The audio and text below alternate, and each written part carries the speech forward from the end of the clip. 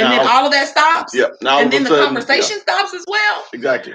Something is going on somewhere. Definitely. I don't know if it's a mental thing or what it is, or if there's something happening outside of the home. But most of the time, when those types of things start or stop, something else is starting somewhere else. Yeah.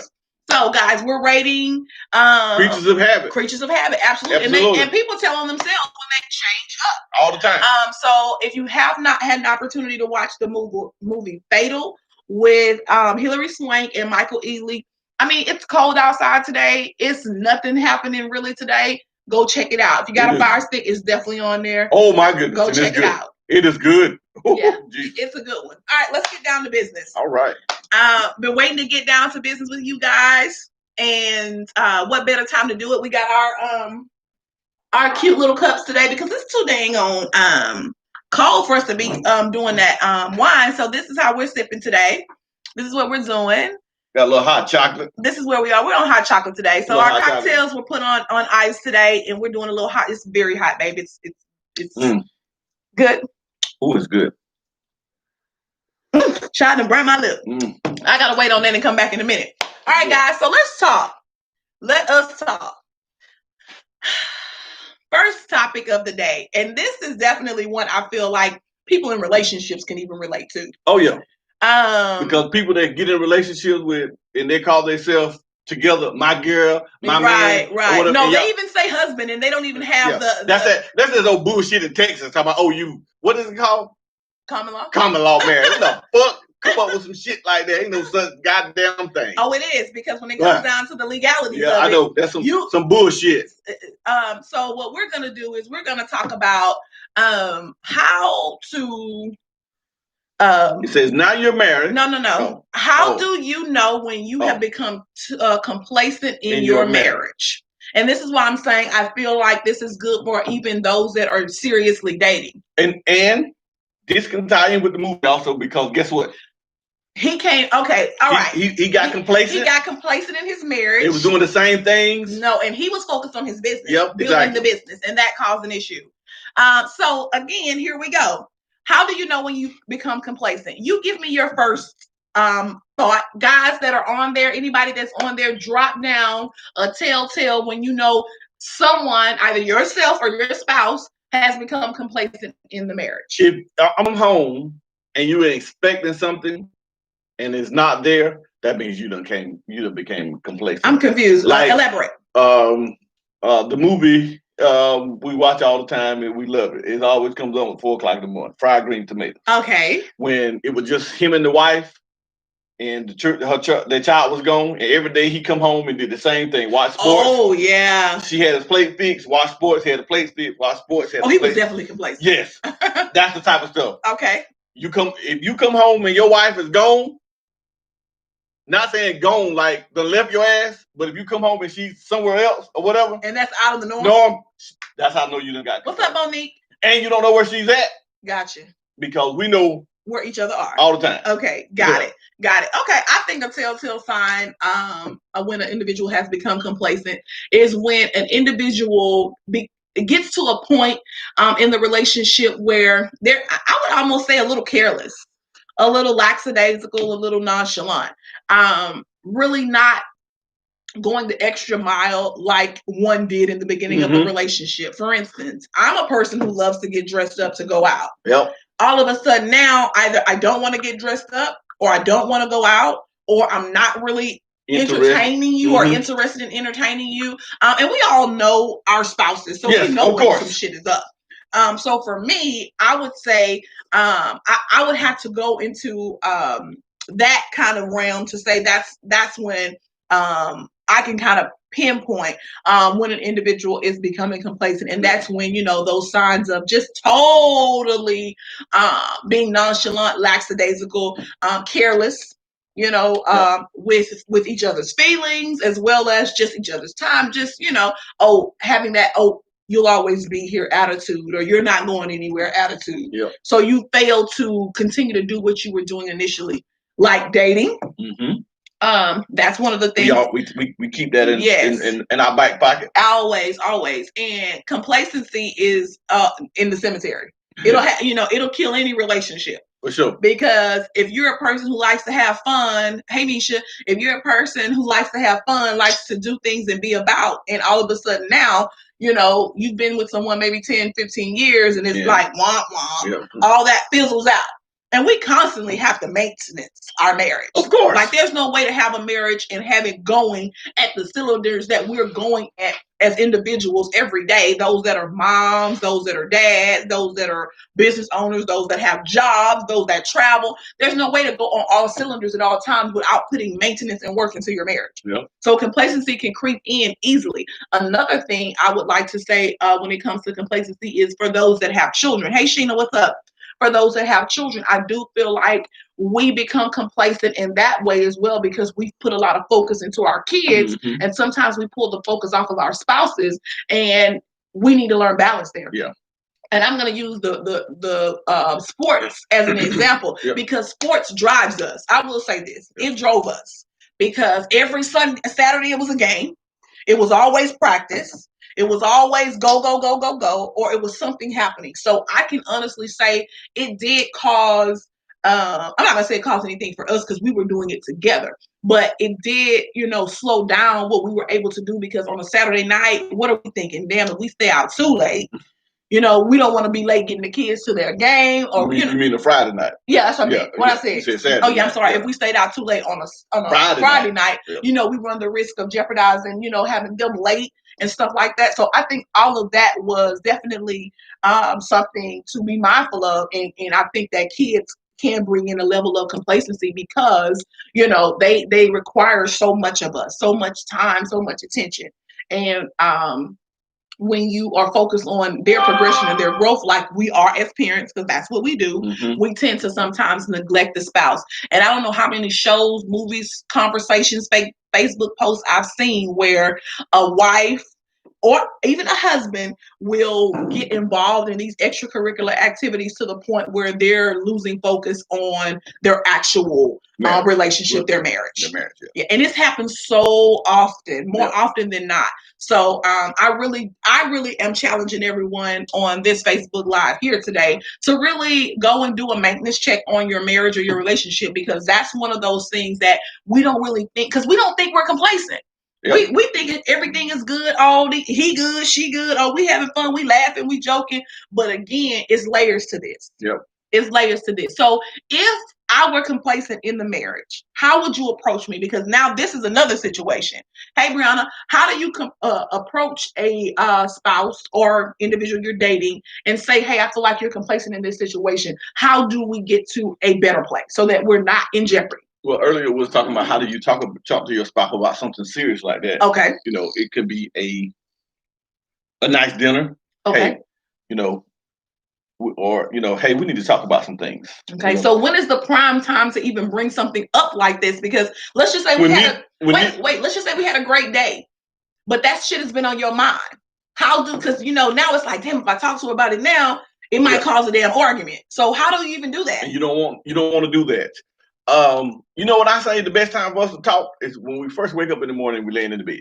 Ooh, during a weekday or the weekend? Because I don't like that. I don't like that. We do, but we talk about it. Yeah, but I don't like that in the weekday. Oh, so you ain't never told me that?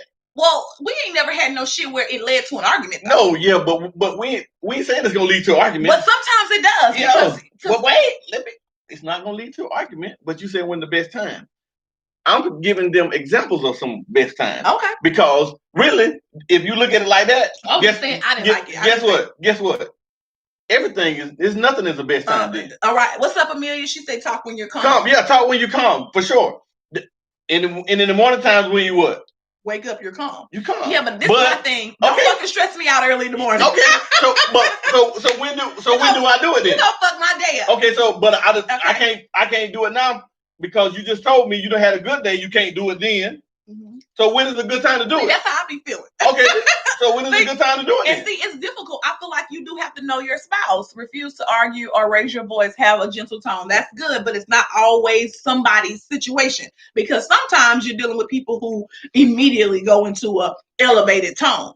But again, speaking in reference to you and what you were saying, I feel like it's one of those things where you have to know your spouse. or your significant other or whoever you're dating. I know when would be a good time and probably the worst time to talk to you about something that is confrontational, possibly. It's never good to talk to you during your sporting events, during your games or anything like that when you're relaxing. So I know for me, that's never a good time for you. I also know that it's never really a good time when you are probably doing your day to day, like if you're here cooking, or if you're doing something like that. I don't think that's a good time because I don't want to ruin, the moment that's about to happen with the meal or dinner or breakfast or whatever the case may be. So I don't think that's a good time. Now, for you, what I would like to think is a good time would be riding in the vehicle. Okay. For us, because we ride together to work. So for me, I have had an opportunity to process everything. And I think for me, riding in the vehicle would be a good time. Or if you don't ride or ride to work with your spouse or share a vehicle like that in the mornings or anything like that, maybe take a ride and just talk, because you're away from the house. So that way, no children hear your conversation. You're also away from the house. So all those extra distractions. Oh, well, let me go in here and cook right quick. Let me go in here and sweep. Let me go in here and clean the microwave out. Because motherfuckers find everything to do when the motherfucker got something to talk about, right? Shit, I got to go in here and clean the microwave buttons because I see some syrup. Just all kind of shit. But for real. So I think, what do you think? I think taking a good ride, just, hey, babe, grab your purse. Let's hop in the car. Let's go. Yep. I want to talk to you about something. That's a good now, motherfucker, like, damn, what do you want to talk to me about? What the fuck I done did? What's going on? You a little like up in arms trying to figure out what's going on. Hey, Cara, trying to figure out what's up. What's up, Cara? So I definitely think that in the car is good. In the car is good. For sure. Plus, whoever driving can't get angry because they gotta stay focused on the road because don't nobody want to run off the road, right? Just in case it does take a turn. Amelia says that they go into an elevated tone, then say, let's stop and come back to this later because I really want to talk to you. But I want us to really hear each other and for us to be upset with each other because this is important to what she said, and for us not to be upset because this is important. I absolutely agree. Amelia. I think that is definitely a great idea. But see, for me, let me tell you why. For me, that's a problem. Because I don't be wanting to stop. Once we start the conversation, and I know he's not either, especially if I start telling him something and don't finish, that lingering in his mind, like, what the fuck is she wanting? It's like, it's going to eat him up. And it's going to eat me up because I don't know. So it's like, I can't come back. But I do agree, maybe take a breather. All right, let me go use the restroom. Let me go get something to drink and come back. But to leave it for a long period of time, I don't think I can survive it. I know he couldn't because we want to know. What's going on? What you want to talk to me about? Don't you hate when you have that friend like, ooh, girl, I'm going to tell you something, but I'm going to tell you later. Bitch, you got to tell me now before I lose my mind? I cannot wait till later. Don't nobody ever like to be on pins and needles like that, waiting on somebody to come tell them something. I need to know. What's happening? So, yes, absolutely. I definitely can attest to that. Okay. All right. When it comes to complacency, from a man's perspective, how do you feel your spouse should or could get past that? How do you feel like your spouse could get past that if there is a conversation that is had, she has now become upset? How do we get past that and work towards getting out of this complacency? Hey, Michelle, what's up? Okay, give me an example. All right, so like spelling test. Give me no problem. I'll do it because I can always use this as an example. You have always in the past said, babe, I would like for you to wear more lingerie. Okay. All right. I got complacent in not wearing the lingerie. All right. So how do you come to me about the lingerie situation and knowing how I may react? So if you don't want her to react crazy, okay, or be upset, this is what you do. Okay. It's like a trick, like they do us all the time. Go run her some nice bath water, put some candles out, get her good and relaxed. When she get out the shower, are you gonna run my neck? See what I'm talking about? Now, ain't nobody even talking about this shit. I'm trying to goddamn tell her the story. Okay. Right here. So, nice water, get a towel out, dry out. But while she in there just sitting there just chilling on her phone, which I know she gonna have that motherfucker in her damn lap. It's damn near in the water. If it floats or something, she keep it in there. I hate him. But guess what? while she's sitting there, go in there and find something that you want her to wear and lay it on the bed. Okay, you've done this before. Yeah, make the bed up. He's done this before, so that was your way of telling me I was complacent. Yeah, you done got complacent. So, see, I tell you gotta ask because you don't even be knowing what's going on. Obviously, I had gotten complacent. I didn't know, and that's what he did. I thought you were just doing something nice for me. Yeah, I was. But I had gotten complacent. Have you? No, I don't think I did. That's why I'm asking you. So was you when you did it? I thought, oh, that's so sweet. He just went in there and grabbed something because he wanted to see me in it. Yeah, exactly. Something specific. But before that time, when was the last time you wore something? Oh no, well that's some bullshit because I was wearing. No. I'm talking about. I ain't talking about a specific time. But I'm just saying before that time. Yeah, but I'm just saying. It is a specific time. Yeah, okay. Then before that time, because you always tell me, you always say, baby, that's not true. I always wear lingerie for you. Yeah, I do. But if you do, you would say you had gotten complacent and you said you needed to do better. No, I was using that as an example because in the beginning, in those years way back when you said that. Because since that, way back, that hasn't been. But you asked me, right? You said, how would you do that? Right. That's how I would do it. Okay, so I like the idea. Yeah, that's how I would do it. All I did was say, oh, when you did that, were you trying to say I was complacent? I mean, hey, we talking shit. This is real life. And then I said, yeah. And I said, yeah, you were complacent. Oh, hell no, I would never be complacent. No, I'm not going to ever say I was never complacent. I won't say that. Yeah, exactly. I won't use that as a sounding board for complacency because I thought it was just a nice gesture because you wanted me to wear it. Yeah, of course. I want to see you in it. I love to see you in it. Okay, Amelia says, take a moment to hold them, kiss them, and say, I love you. Let's try the combo in a different manner. Now, yeah, snaps to that. Good job. I can agree because now you've soothed them. Like, I feel like I've been soothed if you did that to me. Mm-hmm. Like, whatever I had up here that was on its way up here, I'm back down here. Yeah. So I think that's definitely good. But let's talk back to this complacency. I'm just kidding. All right, so yeah. I mean, I gotta know shit. I got to know. Don't be acting like we can't have these real conversations. We just happen to have it in front of a bunch of people. I need to know. Anything I ask you, go say no. That's not true. Because it ain't. The nerve of you. And so for me, I think what I've done when I thought complacency was setting in is I just spruce it up. I don't come to you and say, hey, you know, I feel like this and this and this. What do I usually do? Give an example. Scavenger hunt, stuff like that. Okay, explain that. We already talked about it. No, but I'm just giving an example because this little people on every Sunday. Yeah, I guess you ain't got to go into grave detail, but just give an idea. For 7 days, she gave me a hint about some stuff, or she told me to tell her something about her that I really, really love about her. You know, or the relationship. A relationship. You know, that was one of them for one day, and then the next day, she gave me an example. She says, name a time where we laughed at and we were just sitting around laughing about something and we could not stop laughing. But what did it make you do? Made me think outside the box. It made you think outside the box. It made you think about the relationship. Like, dang, we had some good moments. Mm-hmm. Let me think about it. Right. You know, and then we laugh. Right. You know? Absolutely. And we talk about it. You know, she asked me to do something and I wrote her a book. You know.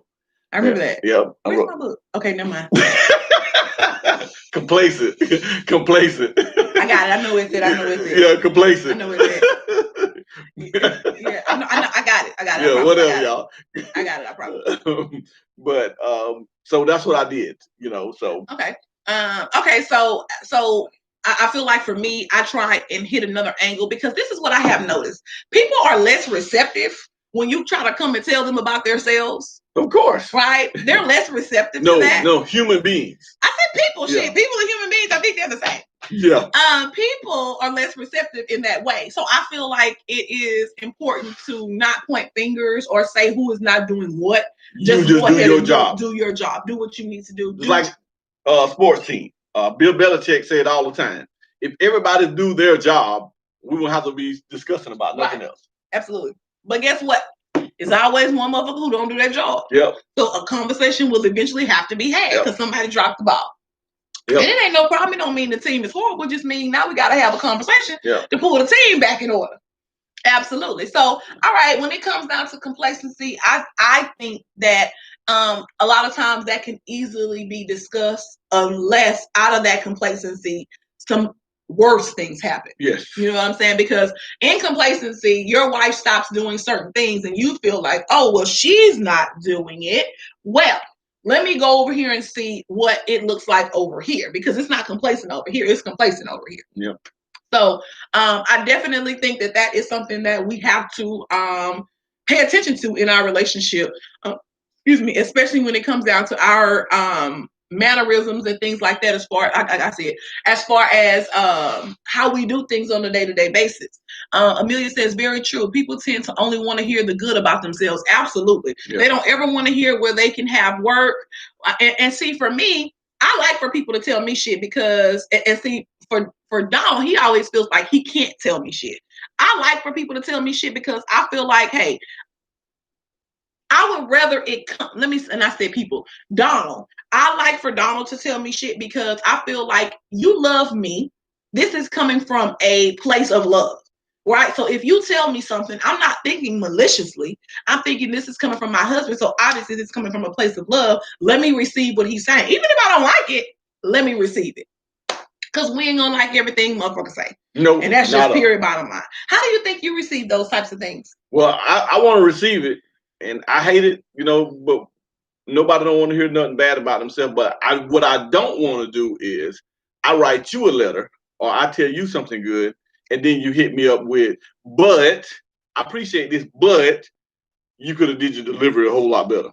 Or wait. Not saying delivery. No, not saying the delivery. Yeah, wait. Because if you're going to talk about the situation, let's go and talk about it. Okay, go ahead. All right, so 2 weeks ago, what's up? What Tim said, she said, I don't know. Wait, did I read Amelia's? The other person may not be complacent on that 10 or 20%, but they will probably be complacent about something else. Absolutely. Yeah. Absolutely. True. And then Tim said, I don't know what I'm doing wrong unless you tell me. Absolutely. That's true. There is no fucking way to know unless you have that communication. So let's back up. And this is something that we argued about for 30 minutes? Yep. All right. So Donald, which I love my husband, he emailed me because we do little shit. Like we'll send text messages, emails, cards, all kind of shit. So on this particular day, he sent me an email. We were sitting in the office, right? Mm-hmm. And I'm working, he's working, and then all of a sudden an email pops up. I'm not paying attention to it. Then I go back and I'm checking my emails, and then I look over at him like, oh, honey. But I don't have, no, actually, that's not how it happened. It was the next day. It wasn't the next day. No, it was later. It was not the next day. It was the same day. It was the same. On that one. Well, this has only happened like this once. Well, yeah, but okay, yeah. Yeah, this only happened. This only happened once. So what ended up happening was I didn't see it right away, like I said. But when I ended up seeing it, I was like, oh, that's sweet. But I could not respond right then because we were busy at work. Mm-hmm. So when I finally responded, I gave him the kudos. Thank you, baby. Oh, I love you. Yada, yada, yada. A whole little spiel. And then after that, I said, babe, you know what I would like for you to do more of? I would like for you, and this is in the rebuttal to his email. It wasn't malicious or anything like that. I said, babe, I would like for you to tell me more often that you think I'm sexy. And he said, well, no. Fine. No, fine. And he says, no, he doesn't say anything yet. He's reading it. And so I could tell he's processing this like it's going to be a fucking problem. So my thing is this. I always tell him like I tell anybody else. And if I have this conversation with anybody else, it's the same way. You get shit from other people all the time. I don't want my compliments from an outside motherfucker. I like for my husband to tell me certain shit. And he does. He always tells me, oh, baby, you look good. Oh, you beautiful. You this. Beautiful, yes. For me, I feel like those words like fine and sexy are a different type of compliment. And this is me in my opinion. For other women, this may be a totally different situation.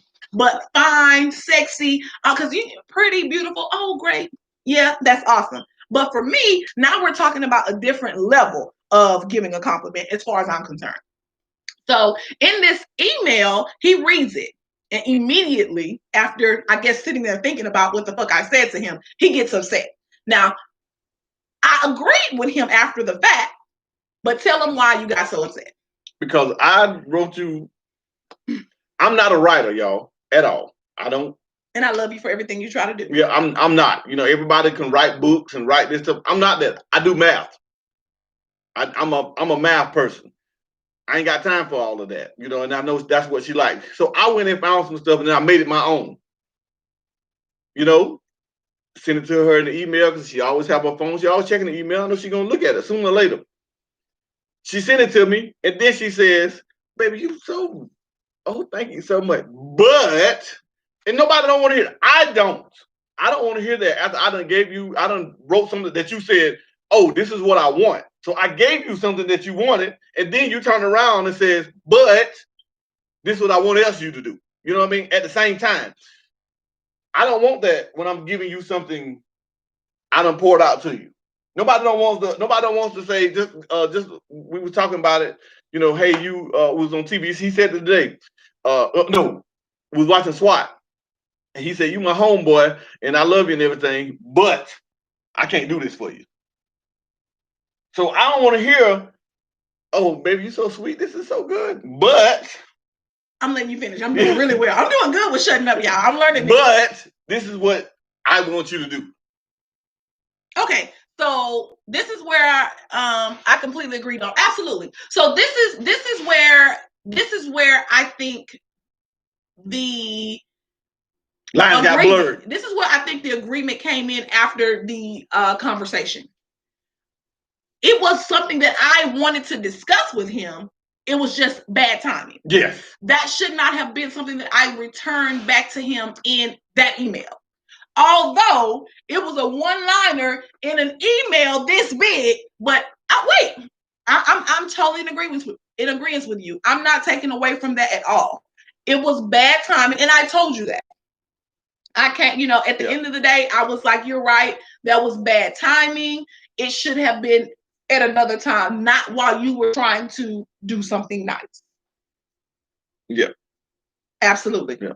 So, and we was mad for about 32 minutes. I was counting. I was mad. And me too. I was mad. But she was mad because I said something to her about something she said to me that I don't think it was right. No, I wasn't mad that you said something about it. I was mad that you were only looking at it from one point of view. You were looking at it as far as I wasn't mad at it because you brought it to my attention. Mm-hmm. I wasn't mad at that at all. There's nothing wrong with you having an issue and bringing it to my attention. That's cool. That's cool. That's not an issue at all. For me. What's up, Alitra? What's up, Alitra? That's not a problem. Yeah. But again, just understanding, where you were coming from and us kind of just talking about when appropriate time to have conversations like that. And that is not one of that for me. For him, it's not. No. But see, for me, we can have conversations like that and that happen, and that does not bother me. Yeah. Because I want you to tell me what you want me to do so that we can avoid a lot of, well, you don't do this and I like that, and you don't do that and I like this. So that's me. That's me. So we're two totally different people in that way. And that's why I, in the past, have never done anything like that. But right then, and this sparked off of something that had just recently happened. So that's why I had brought it up then. It wasn't like it was just random out of the blue. It was something that happened, and I didn't address it right when it happened. I think it was the day before. Yeah, that. It was the day before. Yeah. And we have been busy. And yes, timing is everything. And I just didn't say it then, and it just spilled over into the next day. And what the comment was she was standing up, she was putting on her clothes, and I said, "Damn, you fine." You didn't say "damn, you fine," because that's what I said. No, I said, I said you was fine, and then you said, "Well, I want you to say more of those things," because I said it that morning. Remember, we standing by the thing. I'm sorry, I don't remember shit well. Yeah, I'm not gonna say he ain't. And in the beginning of our relationship, she says to me, "Anybody can say a woman is fine."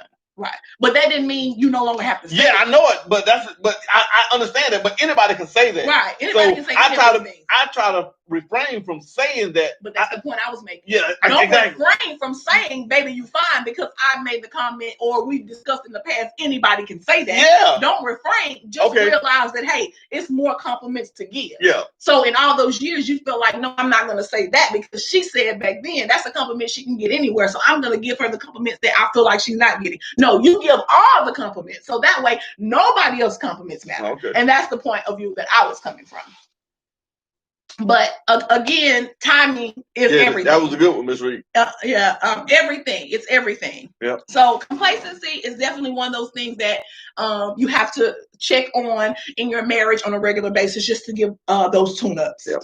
Because it hits you out of nowhere sometimes. Out of nowhere. All right.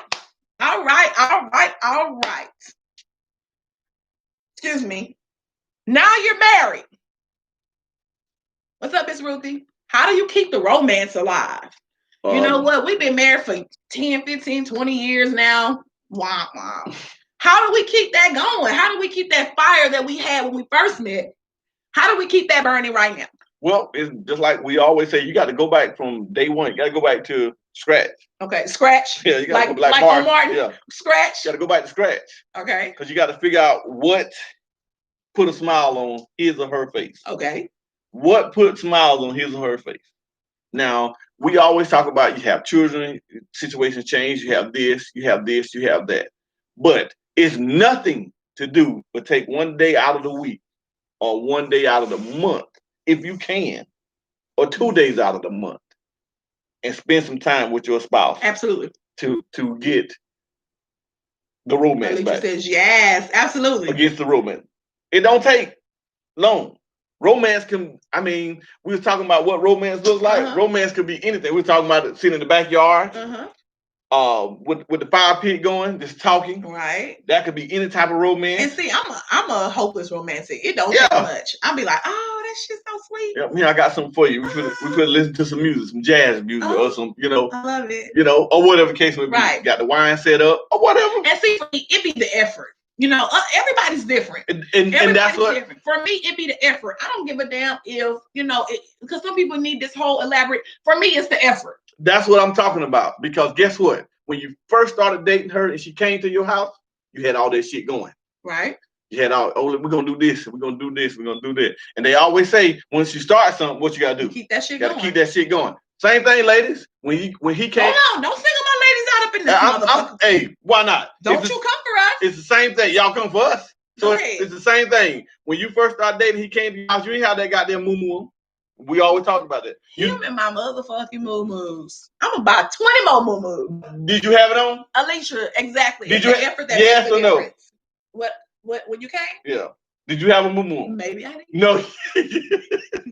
I did not have a moo-moo on. Exactly. Mm-hmm. She had rose petals going to the room, followed with a big card and a sneaker. I remember that. So that's what I'm talking about. So if you start some stuff, keep it up. Don't start walking around like you grandma mother with that damn moo-moo on. Well, first of all, let me point some shit out. I keep that type of shit going. Now I may wear a moo-moo. Yeah, I know. I may wear a moo-moo, but you just don't put me on trial. I said ladies. Okay, you did. Yeah, you did. Ladies, he coming for us. I got y'all back though. And that's fine. They beat me up, I take that. But just make sure you keep that effort going, just like he need to keep the effort going. Right, absolutely. Period. Absolutely. Just period. That's how you get that romance back. Because you need to go back to square one and say, all right. I agree with that. You got to go back to scratch. Yeah. Especially when it's in trouble. Yeah. Yep. How did I penetrate the first time? Yep. How did I get through in the beginning the very first time? Moo-moo is reserved for your husband. That's why. Exactly. And it's like, why the fuck is this moo-moo a problem? My mother has always reminded me, don't start it if you can't keep it going. Absolutely. I didn't say nothing was wrong with the moo-moo. Yes, I'm talking about when you dating him. Hey, Auntie Carol, yes. When you dating him. That moo-moo, bam, he hates it. When you dating him, you don't have it on. But why is the moo-moo such a problem? I didn't say the moo-moo, baby. I don't say nothing about your moo-moo. You a lie. He hates it. If you don't, and if he had them all.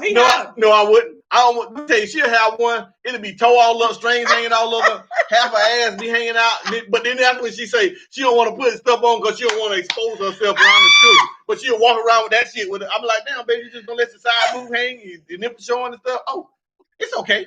But that's okay. I hate him. Am I telling the truth? You're telling the truth. All right, then. I just threw a moo-moo away yesterday for that reason. Y'all, it had all the way down the side. I was just walking. Carson said, Mommy, you gonna throw it away? That look like a good one. No, it is not coming. My baby, no.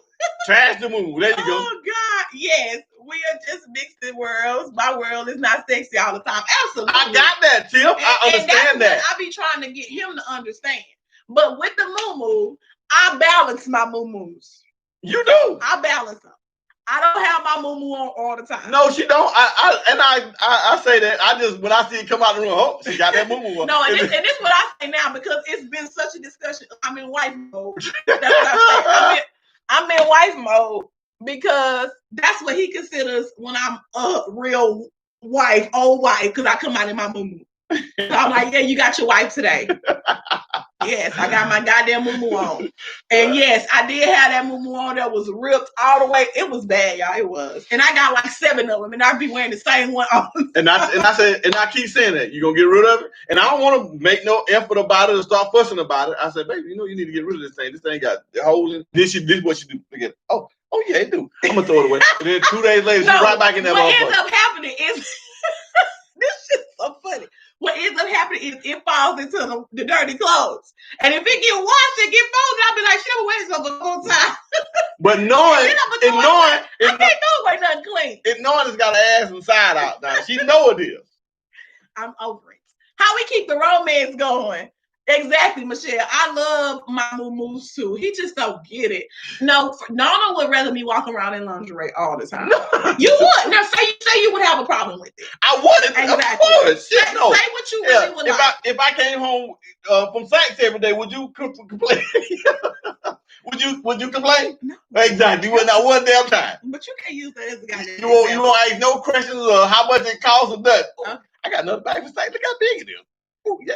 Okay. Yeah, I got a gift. I don't like him at all, but he is so truthful in this situation. He knows his wife. Yeah. So anyway, we keeping the romance going, right? Yep. You didn't ever answer the question. All right, well, shit, give me a second. I'll let you go first. I already answered it. I just said I'll let you go first. Now it's my turn. Okay. So, get it right then. So it's gonna be a fight today. Okay. I feel like keeping the romance going, it looks a lot of different ways for me. Mm-hmm. First of all, with romance, because I feel like it's effort based. Yeah. With us, it's never been a very expensive thing. It's always been the smallest things. It's always been the cards. It's always been the scavenger hunts. It's always been the little, dates put together. It's always been the picnics. It's always been stuff like that. So for me, and keeping the romance going and keeping things active, I always feel like those are the things that keep you going. It keeps you guys connected. Now, these are just the simplest of things. That's not the only thing. We also like the traveling aspect of things. Mm-hmm. Because let me tell you one thing about romance. Sex in other beds is the best. All right? And I'm not saying... Be careful and make babies. It's spontaneous moments, either romantical or physical, keep me surprised with something. It's the little things that keep my heart beating. Absolutely. Absolutely. It really is. And I think a lot of times, and like in the beginning of our relationship, I think it was hard for you to really grasp that aspect of it, that it's just the little things and it doesn't take a lot of money to do those things. Mm-hmm. And, so you were more like, man, I have this extra money to do this, so I'm just not. And so I think that caused a rift with us because I kept telling you it's not the money. You can make a car. You can do this. You can do that. And so fast forward years later, now the money is there, but what are you doing now? You're making the car still. You know mm-hmm. what I'm saying? You're doing those things that, we talked about. Hey, Audrey, that we talked about that was never done. Well, I'm not going to say that was never done because you would still do things. But it was more so, I want to do more for you. So because I can't do that extra more for you, I'm just not. So as far as what it looks like for me in the romance aspect of things, I really feel like it's important to pinpoint what your spouse likes, because I always feel like shit is also a case by case. Pinpoint what your spouse likes. I know you love fishing, so maybe I could plan a fishing trip mm-hmm. where it's just me and you. Maybe we do an overnight stay and we do a day excursion, and you maybe have wine out there, or whatever it is that I can throw together. So I definitely feel like, getting the romance back up and going. It's a good thing. It's a must. It's a must. You can't have a real relationship without romance. Yeah, you can't. You really can't. And for those that think that that's possible, it's short-lived. And ladies, if you never had got it from the beginning and you just got married because he was old, good old country boy, you just like it, he worked hard or whatever case, he gonna continue to do the same exact thing. So wait a minute, wait a minute. You need to elaborate. Let me finish.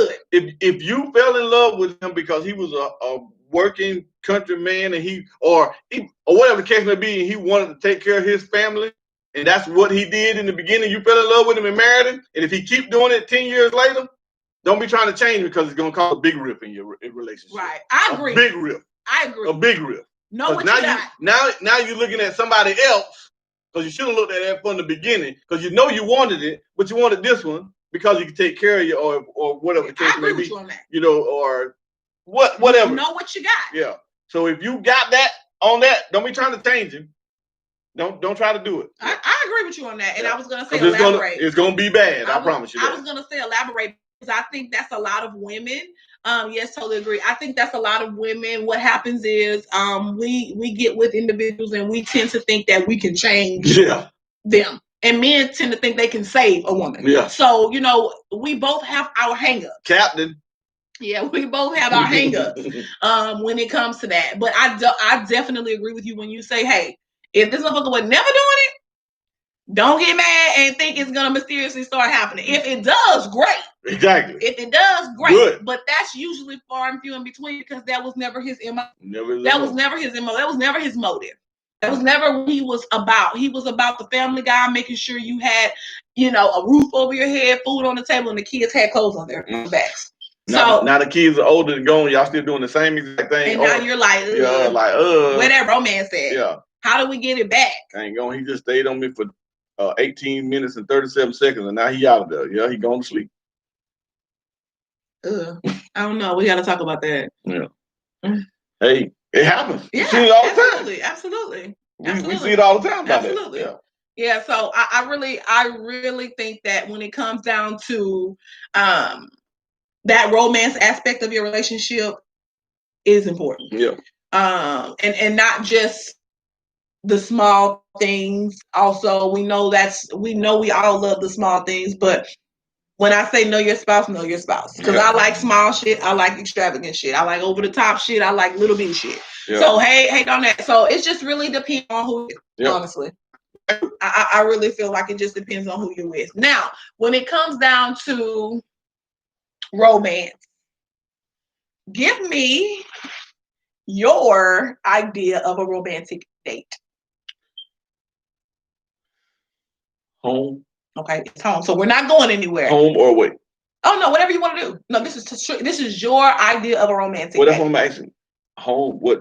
Home or whatever you want to do. Yeah, you want to give me one answer or two answers? One. Just one. For home, I would find her favorite meal, and we always talked about this. Okay. What's your favorite meal? What you want to eat? Always steak and lobster. I always want steak and lobster. Hey, Paul. I always want steak and lobster. I don't care what we at. Steak and lobster. Steak and lobster. Home. She done went to the nail shop. I done helped her put a ponytail in and slick the hair down. You know what I'm talking about? He did a good job. You know what I'm talking about? I can't stand him. Whip that motherfucker up. HEB gets you a good lobster, couple of steaks. I ain't too fan of a lobster like that. I eat them. I like seafood. I cook me some shrimp. Her too. Nice little salad, some wine.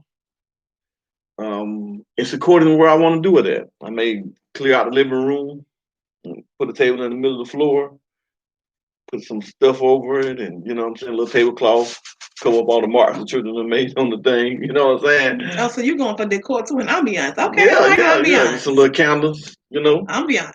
You know, and when she come back home, your bath water is waiting on you. Nice little bath water. Candles going in there. You know what I mean? Get her in her comfortable outfit. That goddamn moo-moo. You know what I'm saying? Damn, she got to put a moo-moo on. I ain't got to put a moo-moo on. You can put out what you want me to wear. I'm cool with that. I'm gonna let you be comfortable. Okay. Well, whatever. But anyway, whatever outfit it is, and then, you know, have a nice dinner and talk about the past and how the good times, how we got over, you know, the bad times. Talk about the future and all the good times. And, you know, and just talk. Right. I like it. So when will you be doing this? Okay. Hey, Christian, what's up? That was a sucker move. I'm just trying to figure out when my date's going to happen. That was. Whatever he plans, because he's good at that. I don't care wait. Amelia says, I don't care where or what as long as he is there and happy. Absolutely. Yeah. Absolutely. Same. Yep, under the bridge. I ain't going to. Same though, Amelia. Same. Absolutely. Hey, Grace. Hey.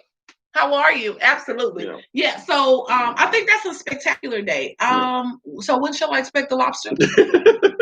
Now, let me ask you this question. In your mind, how much did that date cost you? Now that may cost me about $50. Really? Yeah, because I'm gonna get the smallest lobster. No, I'm not. I'm thinking 50 was high, but okay. He talking about Chris talking about got your ass. Yeah, exactly. I know. Christian, I'm waiting on my lobster. I'm just saying. If I already got the steaks, okay. But you talking about me buying everything? Because I'm putting this out here for a person who you buy everything. HEB $50. Okay. We'll get you a bottle of Verde for $7.99. Verde $5. Five, whatever. You ain't gonna spend over that. Yeah, I love my Verde. Yep. Mm-hmm. You ain't gonna spend over that. You go in there in the steak section and find one for $5.75. Okay. Or two of them. So basically, what you're saying is you can do a nice romantic stay-at-home date for $50 or less. Easy. Because I got all of the decor shit, all the candles, all that shit. Yeah. You ain't never got to worry about buying that. Candles, the goddamn dollars though got them for $1. True. $1. In that bathtub with them. Okay, so all right, so good job. $1. I love that, babe. That's awesome. That is awesome. So I really love your idea of that romantic date. Now, Christian, I see you on here. Drop down what you think a romantic date look like. Mm-hmm. Absolutely. Let me see who else on there. There's guys.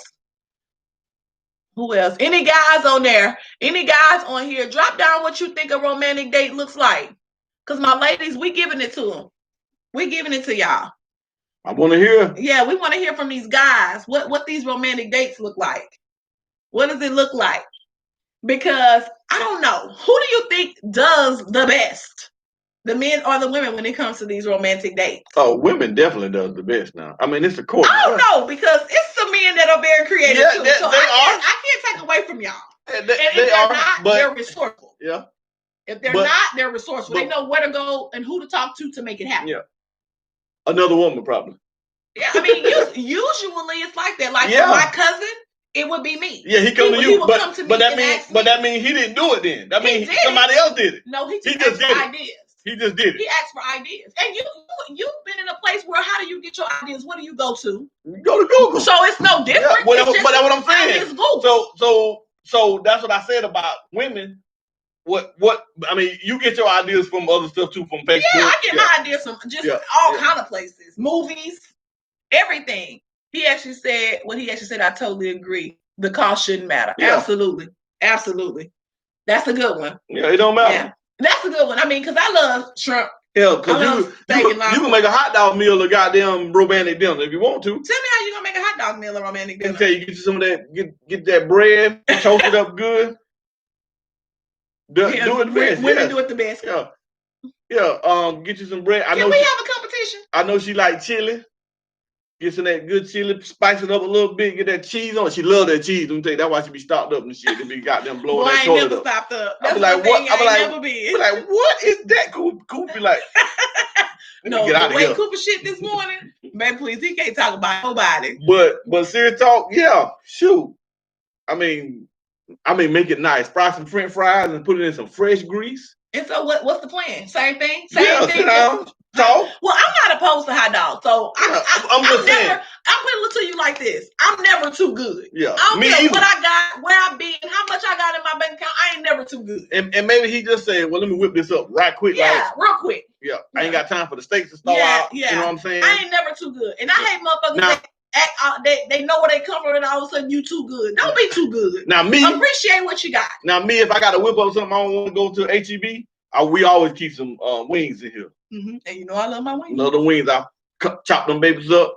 So I come from that frying school of Leo Lofton. I come from that frying school of Leo Lofton. I was a connoisseur of that shit. I was in that class. I was in that class. Believe that. So a couple of them was in there too. Aunt Joanne, goddamn Aunt Lisa, my mama. I'm done. Okay. All right. So your romantic date looks like feeding. Yeah. This is the problem that I have with all of that feeding. When I married you, I was this big. Now I'm this big. See, that's the problem I got with all that goddamn let me feed you. But let me tell you what she say. Let me tell you what she say. I'm kidding. I got to eat. I'm just kidding. You ain't do that to me. I did that to me because I enjoy eating the food. So yes. So you didn't do that to me. But yes. Okay, so now since you asked me what would I do, what would you want? Ooh. See, for me, I want my shit away from the house. Yeah, she want me to set it up at Kitty Hollow Park and get fireworks and Indian tribe members to got them put stuff down. That's what that, yeah. And look, let me tell you why I would want it away from the house. Because I feel like the house is a distraction. For me, it's always something to do at the house. Yeah. So to get away from the house gives me a clearer mind. Okay. And so anything like that for me, it would have to be away. All right. If it was something that you were saying, hey, Cream, what would you like? Yeah. It doesn't necessarily have to be out of the state or, like on a real serious vacation. It could be an in-city little rendezvous like we've many times before. Yeah, but I can't cook away from the house. You can order in. Yeah, but I want to cook my food. I want to set up just how I want. But you asked me what I want. Damn, now you're going to tell me what you can't do? Oh, no. Look at him bougie ass. Don't you start no shit today. Don't start no shit. You asked me what I want. You right, baby. So I'm telling you, I would like. Okay. I would, and actually, but I thought you said you like the steak and lobster dinner. When I said, but what you do is you order that in. You order that in. And let me tell you what's gonna happen. They gonna bring it to No, you don't order from Grubhub because I don't eat them people. No, she gonna be like, this don't taste as good as yours. No. I wouldn't do that. Or remember, if we're at a nice hotel, room service. Yeah, I got you. Room service. So now you can be in the moment with me. Yeah. Because when you are, let's just say, if I'm here and you're cooking it, it takes you out of the moment with me. Yeah, but I'm gonna have it already ready for you. Okay. By the time you get back and you're gonna be in your tub, when you get out of the tub, it's gonna be after you. Exactly what I want. Yeah, I know, but I'm just saying. Okay. But you were telling me how my dinner gonna go, but I'm telling you how my dinner gonna go. Okay, sorry. You can't tell me how my stuff gonna go. You ain't gonna have to do nothing. Sis, you just said it didn't matter. Look, it doesn't matter. I'm just trying to tell you what I want. He asked me what I want. I'm trying to give him that. So what I'm saying is, I want a hotel away from the house because I don't want to find myself trying to do chores while you're trying to be 100% into me. I also would like room service so that you don't have to cook. I love your cooking, but it gives you a break as well. Take a break. Okay. And I also would like just anything that we can do together, whether it's a little game, whether it's just watching a movie, because we love watching movies. We're like the fucking movie. We should be like Cisco and Eva. We like Donald and the Cream. You know what I'm saying? So we love watching movies and critique. Okay, well, we'll do it. Okay, we'll get it together. Okay, so I like stuff like that. I mean, it doesn't take a lot to please me. And if it were summer, I would love a hotel aspect of it too, because we can do all that and then slide by the pool, just chill and relax. So I don't have to have a lot. I just want to be away from the house because I do know the house comes with added chores, added responsibilities, and then if the kids are here, and it just turns into a whole to-do. So for me, being away is better. Okay. And if ultimately that's all you do is to say, hey, let's go get a room, and you've already made arrangements for the kids to be gone and all that, meaning I have no added stress, I love that. Okay. I love that. That for me is perfect. All right. So when we talk about keeping the romance alive, what are things that actually kill romance? Complacency. Besides complacency, because we talked about that.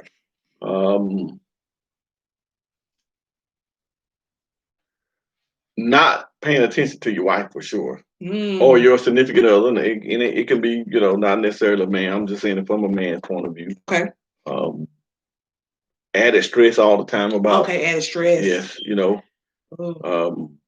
when you say added stress, what, maybe work, finances, family. Okay. Baby mamas. Okay. So cut that out. And you can continue, because that will ruin some romance. Yes, okay, definitely some romance. Yes. Okay, all right, I got you on that. Yeah. I got you. Everything you said, I would have agreed with. So that definitely is spot on. So I like that we're just hitting these targets today. We're just hitting targets today. So This is one. What's up, Kev? Kev came in. Routine romance. Things men always do. That's the same. No spontaneous combustion. Yeah. Yep. I hate that too. And we've had that conversation. Shake it up. Shake it up a little bit, which is what I try to do, which is what he tries to do. Because one thing about the same old, what you do, you get tired of it. Yep. It's not exciting as it used to be. Yep. It just, blah. Yep. You make effort, but it's minimal effort because you've always done it. Yeah, we were talking about with the sex. Mm-hmm. Don't continue to do it in the bed the same way. Oh, yeah, Played out. Yeah. Go get them carpet burns. Remember them carpet burns you got when you was a teenager? Yeah. Go get some of them carpet burns. Yeah, and that's what I always say about with the lingerie. Mm-hmm. You know, just don't come to bed naked and say, "Oh, come get some of this." You know, but why not? Do something different. Okay. Because if you don't, you're gonna keep doing the same thing. But I mean, she always say that. But I ain't saying naked all the time. Naked is good though. Yeah, I mean, I didn't say nothing was wrong with it. But it's like you always tell me, you want me to get you in the mood. Right, absolutely. Absolutely. Yeah, you want me to get you in the mood. Hell, I know you naked up under that damn moo. Yeah, so come from I boom on, we good there, right? Yeah. But you just gonna come up underneath it. Yeah. Okay, so but if she want me to wine and dine her, then just get it.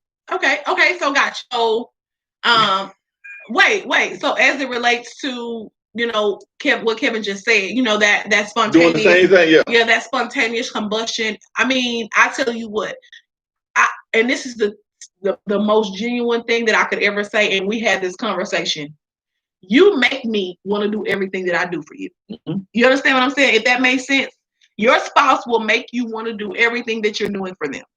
The way you treat me, the things that you do for me, all the extra things that you do and say, that makes me want to do things. That makes me want to go and, hey, look at me and say, hey, what else can I do for my husband? What more can I add? What more can I bring to the table? So for me, I feel like it definitely comes off of the behavior of your significant other as well. Kevin said, I don't have a wife that's high maintenance. I tell her we go into the mall to walk around and hold hands. She ready. She just want to spend time with me regardless of what we doing. She don't have to, and she don't have to always plan it. And I feel you on that. Yeah. That's a big deal for me too. And I'm such a planner. So when I don't have to plan, I love it. I don't always want to plan because I always plan. I am the planner. If shit is happening, I'm planning it. And that's the aspect that sometimes I want to relinquish. Hey, if this is something that you want to do, like you said, hey, this is what I want to do for our anniversary. You just spontaneously told me that. And I'm like, okay, cool. I'm cool with that. But again. What about when you plan something and then she changed the plan? Do you see how the devil is busy? He is so busy. Let me first off say this. When it comes to my birthday, don't you make no goddamn plans. But wait a minute. Hey, let me tell y'all. She told me, she says, well, why don't you plan something for my birthday? This was last year when I was pregnant. And I was like, I don't really want to do much because I'm pregnant. But I said, okay. I said, okay, then good. I had, oh my God. So she's never done that to me. Yeah. I lied. Shit. Don't be telling me nothing about my birthday, what I'm going to do. If I tell you I want to do one thing and I change my mind, go with it. Because I'm going to go with you when you say, babe, I want to do this. And then you're like, no, I don't really want to do that. All right. I respect that you don't want to do that. Hey, Tanya. Yeah. So, hey, Jerry. Yeah. So I feel like, yeah. Don't be holding me to that. It's my birthday. Yeah. All right. I won't hold to it. Yeah. Don't hold me to it. So again, when it comes down to the romance and how romance is, Kevin brought up a great point, and for that, I got to give him some snaps on that one. Now, we moving on. All right. We moving on. Guess what? Exactly, that's me. Hey, Quail, what's going on, girl? I seen your fam. I'll talk to you. Let's talk in the marriage and all these things. If not properly doctored and maintenance in our relationship, could lead to what? Divorce. Yeah, but what else? Before we get there, an argument? No. Oh, cheating. Right? So let's talk about it. Guess what? I cheated Will you ever forgive me? What is your take on this? Kevin, drop your take on this as well. If Christian's still there, drop your take. We love to hear these men. I mean, it's because men can do it, but when women do it, it's a little different. So let's talk about it. Yeah, because we arguments over little stuff. Yeah. Go ahead. Okay, so tell me exactly what you mean by arguments over little stuff. Because what we're saying is, okay, your spouse cheated. Will you ever forgive them? How does that look? I mean, they said they can't handle it. They know, Quail, they never can. Because most of the time when they say women cheat, they don't care nothing about their spouse anymore. That's untrue. Because he should say that about men. Of course. So we can't say that. Y'all went all the way to cheating? Yes, because as a result of complacency. And they say the same thing about. Hold on. I'm trying to get with Kevin. As a result of complacency, lack of romance, and different things in your relationship that are not being maintained properly, what could ultimately come out of that? Cheating. Right. Yeah. Possibly. But because somebody thinking, hey, I ain't getting something that I should be getting. But they always say that we can't handle it. Oh, he said I was talking before that. And yes, shit, we can't handle it. Because most of the time, if we was cheating with a woman, she's gonna pour out to us that she don't really give a fuck about that nigga. Most of the time. Okay. Most of the time. And if she's there with you or cheating with you, she probably don't. It's a reason she's there. Okay. Right? So it always come back to when you say, you know, me and her had so many conversations about things where it said, once a cheater, always a cheater. Is that true? I feel like a serial cheater. No. Always, yeah. Once a cheater, always a cheater. No. He you cheated, asked me something, but you don't make me finish. But once. He cheated once. No, I don't think just because he cheated once, he's always going to be a cheater. No, I don't. A woman typically cheats emotionally first. Men tend to cheat physically, then catch feelings. So let me go into what you're saying. As far as saying somebody is going to always do something is unfair. Just because you did it once doesn't mean you're going to always do it. Say, for instance, you cheat on me and I decide to forgive you. By me forgiving you, yes, it's going to be difficult and a difficult road back, but this is my question to you. Should I not give you an opportunity because you are a changed man at this point? You've realized the errors of your way. So should I just shut you down? Because, you know, of the theory that people always say, once a cheater, always a cheater. Should I just shut you down when you know in your heart of hearts it was a mistake and you're done and that was just the wrong thing to do? Hold that answer. Mm-hmm. Let's hear what Kevin has to say. I feel like if a person resorts to cheating, they were looking elsewhere in the first place. To me, there's no gender-based cheating. Men cheat because of this, women cheat because of that. That's nonsense. Some people bear just hoes. I think he's trying to say they're just hoes. Absolutely. Okay, so give me your answer. About the once a cheater, always a cheater? But what I just said in reference to people, if you a changed person. Yeah, if you're a changed person. But because a serial cheater is a different situation from a one-time offender. Yeah, but what they always say, if you do it once, you'll do it again. It's just like you always talk about. Hold on. I ain't saying right. I'm just listening. Talk about what people say about men and women fighting, right? If he hits you, if he push you down, he'll push you down again. Mm-hmm. You need to get out of that. Right? His rage. You need to get out of that. Regardless, now that could have been one mistake. Could have been happening. So you're going to use anger and rage and cheating in the same. I'm just talking about an example of one time doing something. Calm down. Yeah, I'm just talking about one time doing something. Just one time. Yeah. If I smoke crack today, am I a crackhead? These are too damn different. Well, I'm asking you. No, you're not going to bring all these different scenarios in here. I'm just asking. No, if I did it one time. Can't nobody make me cheat. If it gets that far where I'm going to ruin everything I've worked for, then why am I trying to stay where I don't want to be? Absolutely. Wait, did something come on? Okay, yeah. Okay. And then Tanya said, yeah. Absolutely. So you lumping a lot of stuff together. Okay, but I feel like that's a lot of shit to lump together. All right, then what is this? Crack, you cheated. I mean, no. Come on now. I'm giving you an example. Yeah, but I get where you're going with it, but I feel like it's a little far-fetched. The movie this morning, he came back, he told her he cheated, right? Right. she would have forgave him, even though she was doing some stuff. Okay. But what if she wasn't doing anything? Right, and she forgave him. Yeah. Should she have, even though... No, I can't say whether she should or shouldn't. That's not the topic at hand. Whether you should or should not forgive. That's what we said. That's the topic, but I'm saying the question that I asked you when you were saying, God damn it. Was a cheater, I was a cheater. Yeah, and that was what I was asking you. Yeah. So that's where I'm at. I'm trying to get some clarity on that. Well, that's what I'm saying. So he cheated once. Mm-hmm. He cheated once. Right. In the back of your mind, you don't think he'll ever cheat again? No. Yeah, in the back of your mind, you always have a thought. That's just period. I don't think that you can ever say I won't ever think that again. Okay. I don't think that'll ever be the thought. It's a tough call. If you cheat on me, it would probably be easier on everybody if we part. It would be a miserable situation for all after that. Absolutely. Yep. But my thing is, like what you were saying, I feel like you can't say once a cheater, always a cheater, because some people do understand and realize the error of their way. You know what I'm saying? So I can't say that that's the case. And I'm just gonna lump every situation and everybody into it. That's just like you trying to get all these situations.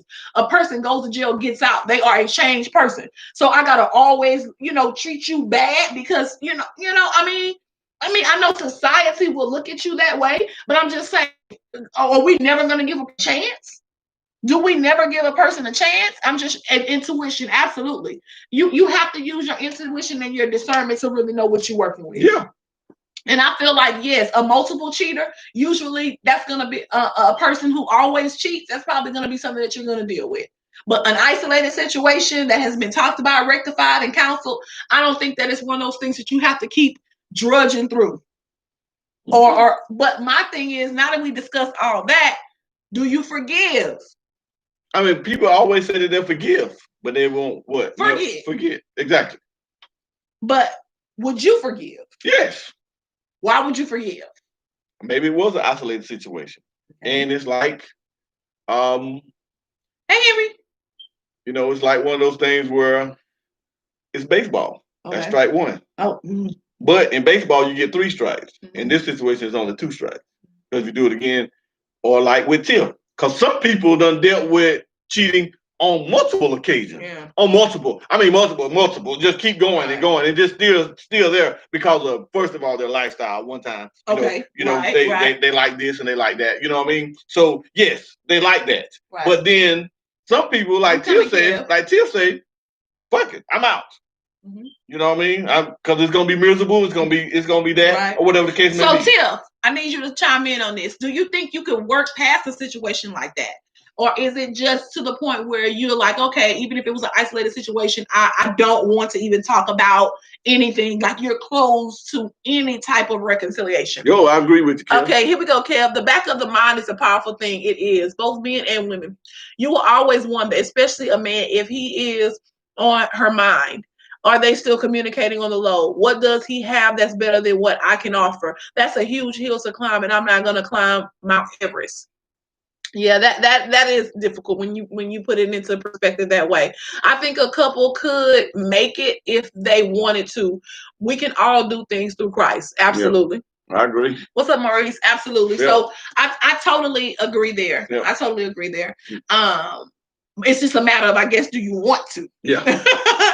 Do you want to? Is the relationship worth salvaging? Is it worth having? You know what I mean? Because sometimes shit just ain't worth it, you know? It just ain't worth it. It ain't worth it. Yeah. But there are situations where, you have a good, solid, quality relationship and some shit happened that shouldn't have happened and you work past it. Yeah. So when we talk about forgiving and we talk about cheating, this is like a can of worms. As far as I'm concerned, like Kevin said, we went from here to here. It is such a can of worms to talk about how to cope through something like this and how one would forgive, because there are so many layers to peel back just to get to starting to forgive that individual, right? And it could take a very long time. Hey, Sean, it could take a very long time. And a lot of times, are you willing to put forth that effort? Yeah. Are you willing to give that time? Because like Tiff said, there could be a long stretch of misery ahead. It could be. It could be a long stretch of misery. What did they cheat for? All right. What did they cheat for? And then if y'all get back in that situation where they said they cheated because of this, Is you going to worry about that? Like Kev said, that's a big hill to climb. Right, it is. That's a big hill to climb. It is. You know, but you would just have to hope that person is mature enough to say, first of all, we don't want to get back in that situation. And if we do get back in that situation, we're going to handle it a whole lot different than what we did before. Mm-hmm. Hopefully. But I feel like we should not. I feel like, when it comes down to a situation like that, we should not end up back in a situation like that if all of those things were discussed, talked about, rectified. Yeah. I don't think that should be a repetitive thing, because when you start doing it multiple times, I feel like then that's where the problem lies. Yeah. Because now it's the saying that you just said initially, once a cheater, always a cheater. Yeah. Because now every time a problem arises, you go find comfort somewhere else. So that's a problem. That's definitely an issue. Searching for resolve elsewhere instead of dealing with the issues at hand in your home. So for those that are totally against the forgiving aspect of this cheating situation, what about those that are for the forgiveness? For the forgiveness, meaning you say, okay, as a result of everything that's happened, I forgave, I'm staying. What does that look like as far as long-term and longevity? The peace of mind, really focusing on really focusing on getting out of that slump, because we know how that goes. That goes into, like Tiff said, misery, a slump, and so forth and so on. So how does that look for a person who decides, hey, I'm going to move forward, in reference to what has happened? How does that look in moving forward and trying to get to a safer or solid place from the male perspective? It's the consistency, what we talked about last week. Happy New Year. What's going on? Yeah, what's the hot dog? Yeah. It's the consistency that we're talking about. That person making you feel comfortable in your skin. Got it. You know what I mean? That person making you feel very, very comfortable. Very comfortable. Mm-hmm. Hey, this is this is not going on. You know right. It's not going on. Right. So that person has to really work and make you feel comfortable. Those efforts. Yeah. Monique says, I have heard some people say that they're not happy because time and romance is not there, but he's a good financial provider. He's a good financial provider for our family, but I'm not happy, and I feel that time and romance is important, because anybody can be a provider. Financially and physically is all about time, and physical is all about time. So what I'm thinking she's saying is, hey, as a result of not having that romance and those things that you really need in a relationship, you're at a conundrum. Like, how do I move forward? I like the provider aspect of what he brings to the table, but then all those other things that I want and yearn as a woman, I don't get. Yeah. How does that work? So does that cause cheating? So it may, because now you have a great provider. Right. He's a great provider. Correct. He's a great provider, mm-hmm. But you need that. You're looking for something else. Right. You want the extra. Is this 20% of it? The providing? No. What you looking for? Okay. Or is it 80%? Is it 80%? Which one is it? So is the financial part of it, he taking care of the family, is that 80%? And you looking for this 20% over here? Because you may get this 20% over here, but now you don't get this 80%. So are you happy with that? Are you happy with just getting 20%? Oh, good analogy. It's so good. I got to think. So for me, I'm going to have to say the providing aspect is 20%. And the reason why I say it's 20% because I never realized all the things that you do until I had you do them. So now I know in a relationship what I want and what I need. I also know that I can work and make money, right? So what I can't do for myself, it has to come from you. Right?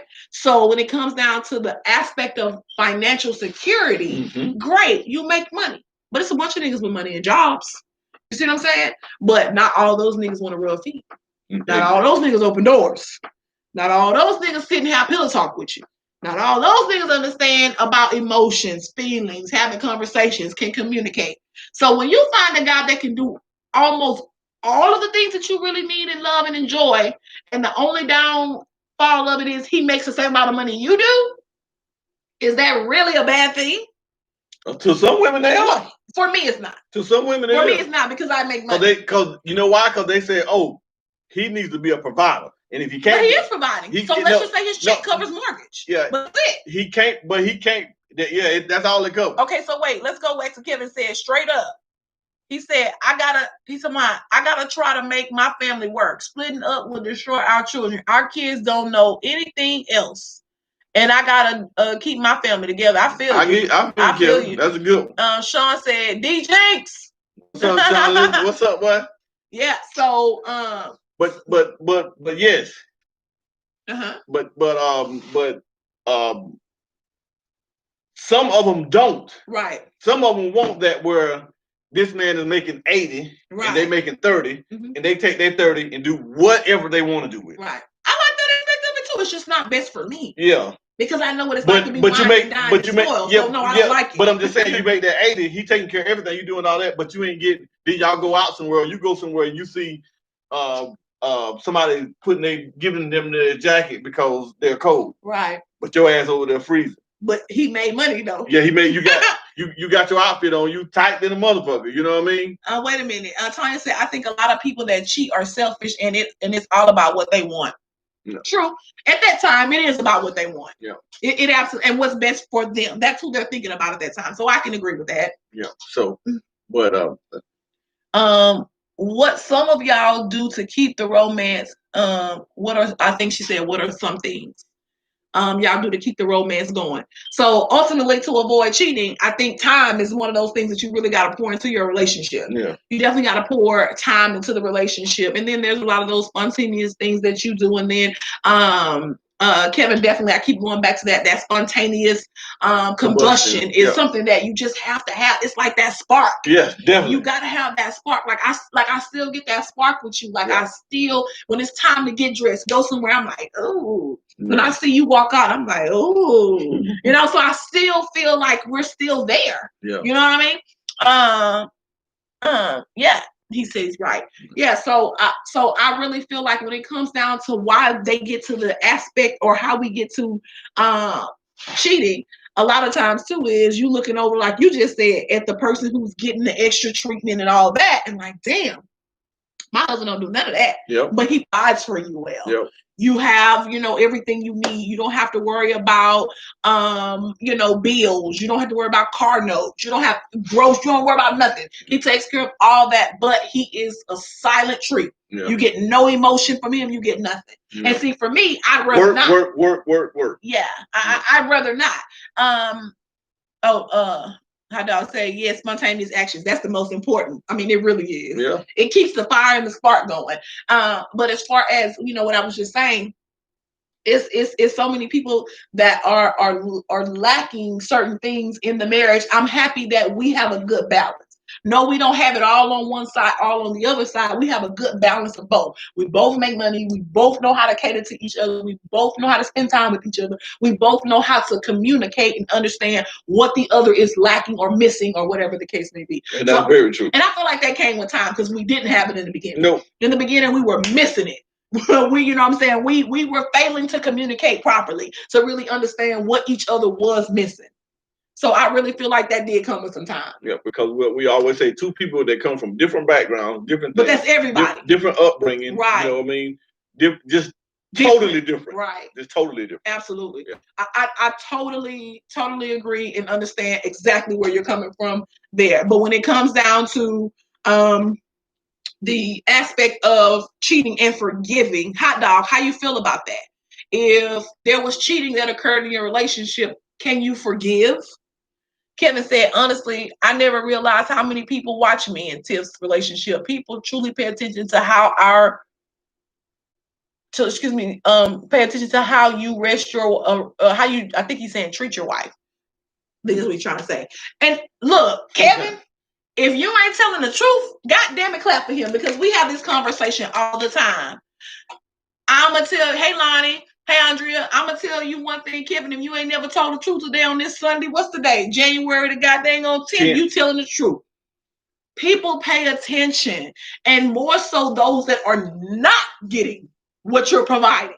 You see what I'm saying? It's one of those things where it kind of puts it puts the binoculars on you and how you're treating your wife. Hey, Teresa, and how you're treating your wife, because two things.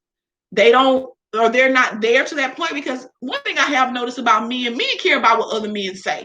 I don't care how they play off or whatever the case may be. They care. Because if a man, I'm going to go to it, man say, oh, man, that's weak shit. That's weak. You whip. Don't do that. Oh, you whip. What a man be like, oh, yeah, man, shit, I ain't going to do that shit. No, I don't. You don't. You don't, but you're a little more mature. I don't even fuck what they say. That ain't everybody. I've watched settings where men have those conversations and that exact same shit is said. Of course. Where they calling another man whipped or saying whatever, and they like, yeah, you right, I ain't gonna do that shit. Yeah. You know what I'm saying? And that was some shit, hey, you doing what you need to do for your woman. Yeah. You got a side and they bitch. Probably single. You got to say, he trying to get a side bitch. Depends on the circumstances that drove the person to cheat. Okay, so that basically says you're open to forgiving. You know what I'm saying? Because if it's something that maybe is not the worst circumstance, you're willing to forgive. And so that's a good thing. That's a good thing. And I like to hear a man say that they're open to forgiving. Yep. Because usually it's always women forgiving, right? So I love to hear men forgive. I really do. I really like to hear that. Hey, Kim, how's it going? Kevin said that, yeah. And Shannon, she said, I don't think there's a drive to cheating, only a choice. Yeah, good one, Tiff. What she mean? Not saying because he's saying they're saying, well, what did they cheat for?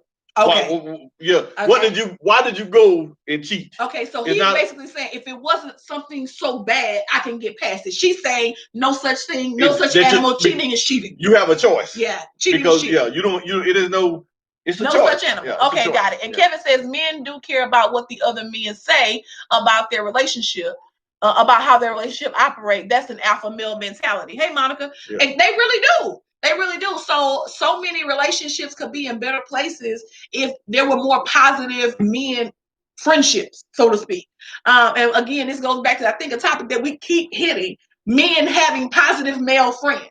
Mm-hmm. Because so many male friends want to pull you back into some shit that you climbed out of. For instance, I'm just gonna throw something out. My husband, I'm gonna give a scenario. You're with me, you're married, but then there's this single friend that every time you look around, he's sending you some type of Instagram hoes. Oh man, check this bitch out. Look, she bent over. Look. So is this the best? But he has a woman. Is this the best friendship for you? No. Because if he'll do that, I'm somewhere else. You're out and about in the street with him, and y'all live somewhere, full of women. What won't he get you to do, or not? Because can't nobody make you do nothing. Okay. But what won't he be putting on the table? Case in point, Fatal. Watch that movie. Watch that movie. We gave our disclaimer at the beginning. And most of the time, exactly. Hey, Tippy. When you have a friend like that, if he's doing wrong, he's still with his woman. And you and your woman doesn't apart. Always that bullshit. He's still with his woman. Tiff said that's true. It is in the company that you keep. Yeah, he's still with his woman. He's still with his woman. Mm-hmm. But you and your woman done broke up because of what he's doing. Right. And now guess what's gonna happen? It's brought in y'all, and guess what she's saying? You probably doing the same thing. Exactly. And it ain't gonna matter about what you because it's here. Like Kevin said, it's in the back of that mind. Yep. Back of that mind is in every place. He ain't even did nothing. But it's the company you keep. Yep. It's like they say, birds of a feather. Locked together. Shit. Married people need to be around like-minded people, period. That's just bottom line. And I agree with that. I'm not saying don't have single friends, because you can't just cut your friends off. I'm not saying that. But at the end of the day, making sure these single friends are about your evolution. Yep. You've gone from single to married. So now it's not the same. You guys can't do the same shit anymore. Yep. You can't go chase hoes no more because he got a wife. Exactly. You know what I'm saying? You can't send, those types of text messages because it's disrespectful to his wife. Yeah. You know what I'm saying? So it's a bunch of shit. And I'm gonna be honest with you. I don't like my wife being out with other women and they be like, oh, let's get them to buy us some drinks. No, I don't want no parts of that. Because let me tell you what's gonna happen is. It's a bitch in there that don't like you or like what you treat you get. As soon as you do it, she gonna record your motherfucking ass and put you on Front Street like, look at this bitch. She out here getting drinks from niggas. and she got a husband at home. Let me say this. I agree with you. I'm not going to accept it. It does not matter. The new me. Yeah. It does. The new me is not going to accept it. It's the same thing. The new me, I ain't going to, if somebody sending me some shit, I don't want to see it. I'm good. Yeah. The new me won't accept it. Yeah. But the old me would have took it and got around. Yeah, of course. You ain't married no more. Yeah. No, I wasn't married then. Yeah, that's what I'm saying. Yeah. You wasn't married. Yeah, then you could do that. That's fine. Who cares? Yeah. Absolutely. That's fine. Who cares? But somebody's watching you, and guess what happened? And everybody like, well, I don't think there's nothing wrong with somebody buying us drinks. And that's so up in the air. That's bullshit. I agree with you. Yeah. I agree with you. I don't like the idea of that. I'm with you on that. I don't like the idea of that because I feel like that ensues more. And some more. Conversation and stuff like that. She said, preach, Donna, you're absolutely right. That happened to me all the time. Yeah, and then Kevin said, like-minded doesn't necessarily mean married, though. Sometimes it can, it can mean happy in their relationship or life. Misery loves company. Yeah. Absolutely. That's why I said I don't think that, it has to be all married friends. Oh, yeah. Just like-minded. Somebody who's about your evolution, about your progression, just like you would want to be for them. Yep. Because negativity seems to fester like a motherfucker. Of course. And when they see you happy, motherfuckers get angry. You better not let nobody buy you no They can't buy me no drink? No. Why, babe? I tell you, baby. It's jealous motherfuckers. They gonna send shit out. They gonna have your ass blasted. They gonna have look at her. She grinning in front and cheating out in public. But in public. Yeah. Right, babe. When we at the bar as ladies, men. It doesn't matter, Cream. What does it look like? It looks bad. Exactly. It looks bad. It doesn't matter. It looks bad. Especially when you got somebody that's in there saying, oh, they think their shit is all good, but look at this right here. Baby, look at this right here. Look what Miss Cream was doing. Look at her right there. She's just laughing and grinning, getting drinks. I laugh and grin all the time. But that's the thing. If you get drinks from them. Yeah. But I would never. Yeah, you know what I'm saying? It's a different story. I don't even get that far. I'm not even doing it. It don't matter. And look at her. Listen, I love free shit. Yeah. I already know that. I mean, for me, that's a no. Fellas, if you ever out talking about buying my woman a drink, don't do it. Whatever. I'm gonna stuff that drink down both of y'all throats. Why you gotta hurt people? Something wrong with you. Yeah, whatever. Something's really wrong with you. It is. I like free shit too, Sis. Yeah, but nope. Babe, you so protective. I surely am. Because that's the type of shit that happens. You don't want to be on ABC 13 News. Same thing with the movie. What was with the movie? Where they met at? At the club. No. Where they was at? Oh, Vegas. No. Where? At the fucking bar. Oh, at the bar. Buying drinks. Hey, Brandy. Okay, let's see. Shannon. Kevin said, I done seen that shit go way left. Absolutely. Exactly. And then Shannon said, what if they buy the whole table of girls' drinks? See, and that's what I'm saying. Nope. What if? Because you know why, Hot Dog? Because it's single people at the table with you, Hot Dog. So I agree with Hot Dog on this one. What if that happens? Okay, then you buy her one. Don't buy me one. I'm good. So I can buy my own. So I got my husband's credit card. What if he just sends around to the table? Yeah, and you put that motherfucker in the middle. Oh God, Tim, I can't even have a free goddamn drink. Hell no, because guess what? Guess what he doing? Man, we done seen this. You done seen it before. But he might not be singling me out. He might be after another girl. But what does he have with him? A credit card? No. What does he have with him? If he buy all y'all drinks, he trying to get in good with. What does he have with him? Who he have with him? A homeboy. And another homeboy said, hey, it's four of them. I'm going to go ahead and buy these drinks over, and then we go. But it ain't always that. It go left. You see? I see it go left. You got the blinders on. No, I'm just being a good host. Hey, Tim, she got the blinders on him. You know what I'm talking about, Tim? The blinders, Tim. I'm just being a great host. She got that ain't no host. You had the damn 50-15. You ain't hosting that on the show. Yeah, so I have to be confrontational. But my thing is this. Wait. Yes, that's what I am accused. Yes, that's what I'm accustomed to, especially when I am with single friends. Absolutely. And you can't control that when you're with a group of singles. If he buying the table, he trying to show off. He is. And we shoot, I've done it. LOL. You done what? Bought the table? Friend. Somebody listen tape and I are a team. If the waitress flirting with him, I'd be like, work her, babe. Get this free shit. Yeah, no, he bet. No, Donna can't work nobody. No, work her, get this black eye. I know that's right. In the club. No. Pull your credit card out and buy this. That be your last day. You got them talking about a waiter come over there grinning at my wife. I'm like, hey, how you doing, girl? You better take your motherfucking punk ass on some goddamn. Brandy talking about no. Yeah, we won't be playing those games. Not at all. No. Not at all. No. If we ain't got no money to buy no drink, what we finna do is finna get this soda and go sit over in this corner and have our conversation, dance, and go on back home. Yeah. No. I love free shit like the next. Yeah. Don't get me wrong. I love free shit. But if I'm with my girls, it's a different situation versus him single and be out and buy me, in my opinion. Yeah. And I've seen it where the girls, he trying to show off and go buy the whole lady drink. And that's what happens. Yeah. You know shit. You probably done did shit like that. I ain't buying them motherfucking, them helpers no damn drink. If I want to, I'm going to talk to the one I want to, and then I buy her drink. So you cheap like that. You that nigga. Yeah, I ain't sleeping all four of them. I know I can't. Okay. I ain't going home with all four of them. Okay. It's one and the other I'm looking for. Exactly. Okay. And I don't look at all them fingers. And if they got rings on the fingers, I'm that bitch ain't. I almost slapped the shit out of one before. Yeah. See, no. Yeah.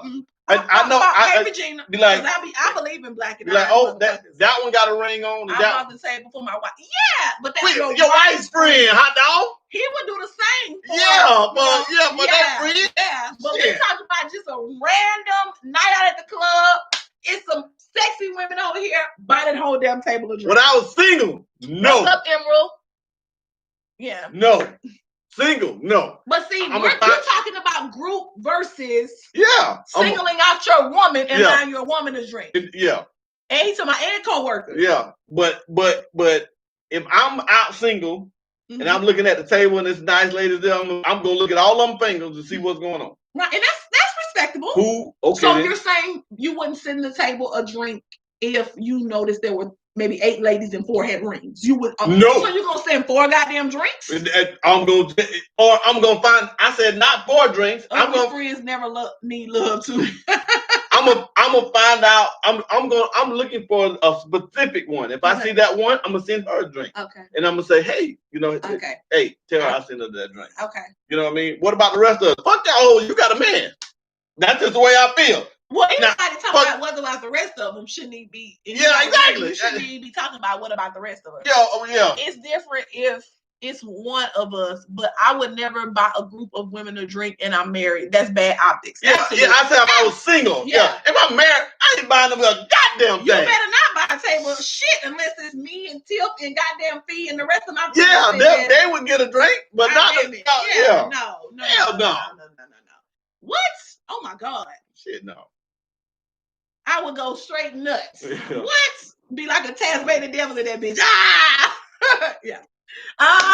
Yeah. So he said it's different. Oh no, you just read that one. Yeah. So I love these topics like this. They kind of go boom. We went from talking about the romance aspect of things, being complacent in your marriage, and how those things can lead to cheating. Yes. And what we can do to avoid these types of situations.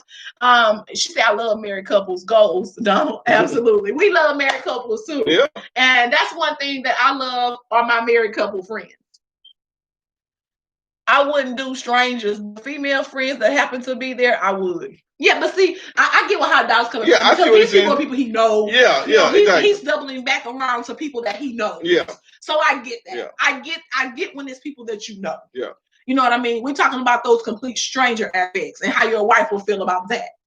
So, I like how the show went today. I like that we kind of came full circle, with everything. She said trust is everything. It is. And I trust him, but I still don't want him buying drinks for complete. Yeah, and I trust my wife, but I don't want nobody buying her no drink. She said, hey, I'm single. Oh. Let me get drinks. Yeah. Yeah, right? Absolutely. Yeah. I trust Brian, you won't get one for me. But that's what's crazy. Tiff will take some free shit, but let me spend some money on another bitch. Ooh, Tiff, now we can't do that now. Look, black eye. Absolutely. Especially trust is everything. Yeah. See, I'm partial, and I can't agree with Tiff on that one because he can't take no goddamn drinks and I ain't gonna do none either. No, I ain't taking. And I love free shit. I'm gonna talk a motherfucker down. I'm gonna try to get some free shit all the time. So I love it, but when it comes to stuff like that, I just can't. No. I just can't. Especially have had a conversation with him and knowing how that makes him feel. I don't even. Turn the club out. Turn that son bitch upside down. And he's ignorant enough to do it. Turn that motherfucker upside down. I don't even want to play with him. Slap. Kevin Tatum, what the fuck? Are y'all in the same room? No. Oh, I wish I would. Oh, this Emerald. I wish I would catch Larry buying someone a drink and we have all these kids at home. Right? Kids are fight finna happen up in here. Shit. You talking about $100 on a table full of strangers? For some damn alcohol? Shit, and we got a family at home and bills? No. You talking about yep? Oh God, I cannot. Y'all killing me today. Why would you be spending revenue instead of earning? And see, for me, if I'm out, I can spend it. If I can't spend it, I ain't going nowhere. Yeah, but that's the thing, Tim. We're not talking about married men. Like me and Kevin, it was out somewhere, and we gonna go spend some liquor or whatever. I'm reporting her comment. But we know I'm definitely not. What? Buy no drinks for no table, no nothing. Now, if I was single, right? But single is different. If I'm single, it's a different story. Yeah. I may buy, you know what I'm saying? But I ain't buying it. You can do whatever the fuck you want to do. I ain't buying it for no married woman. If they got a ring on their finger, or they but you may not often know that, because if I'm at the bar and I look over and I see a table full of women, I can't. Let me tell you, I done walked around and scoped and see. You ain't doing that. Now I'm looking like, who is this motherfucker walking around our table? I ain't gonna be just walking around doing like this right here. I can have my hands in my lap. There's no way to tell. So if you buy a table drink, you just buying the table drink. Hey Renee. And you ain't looking to see nobody around you anyway. Let me see these charges. Absolutely. Let me run through this motherfucker. You at the bar buying tables of drinks? Pull this credit card bill out. Let me act a goddamn fool right quick and let you know I don't play. Yes, no buying up the drinks, and I won't be accepting them, although I love free shit. Yeah. Nope. Although I love it, I can't do it. Absolutely. So I think this definitely was an interesting topic to end on today. It was definitely engaging. And as far as Kevin, Tiff is on the way upstairs. No. He on his way up, baby. I was just, maybe not. No, Tiff downstairs. He upstairs. Jason. Hey, Jason. Yeah. She on the way, Kim. She on the way. Lock the door. Lock the door. He's so silly. But I mean, in retrospect, it be the little shit that we don't think be nothing. Yeah. You know what I'm saying? That could be something. You know what I'm saying? Exactly. Because I think to me, buying a drink is nothing. But to you, it's like, that's like a level. Right next to me. Oh, y'all silly. Hey, yeah, Jason. So, you really got to pay attention to what is an issue and what is not for each other. Yeah, of course.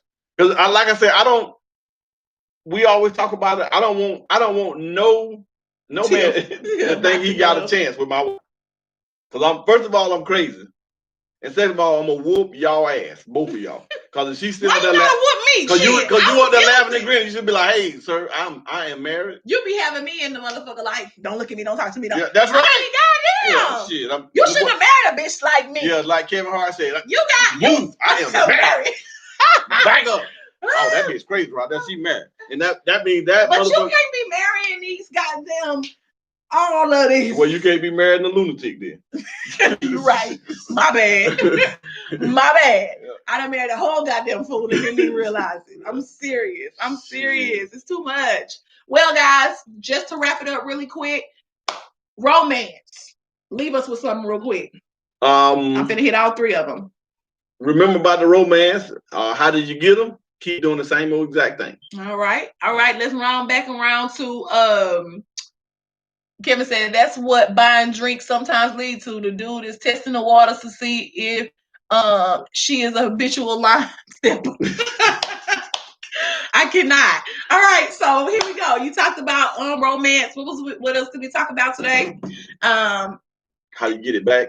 A complacency. Yeah, complacency. Drop something on that'll help us pull a relationship out of complacency. Stop doing the same things, but like coming home every single day doing break a routine. Yeah, break your routine. Break the monotony. Yeah, take your wife on the trip. Okay. All right. So you think a vacation would help? Oh, of course. Break the complacency. Yeah. All right, got you. And then, as always, this last topic that got everybody in and dropping comments is: I cheated. Will you ever forgive me? You answer. Absolutely. Absolutely. I feel like something to leave them with. Yeah. I feel like, just to drop this out there, I feel like you can't always lump every situation together, especially if it's something that you know someone else to do and see how it didn't work out for them. I feel like every situation is case by case. So examine your situation. Is God gonna say that when you sin? Because sin is a sin.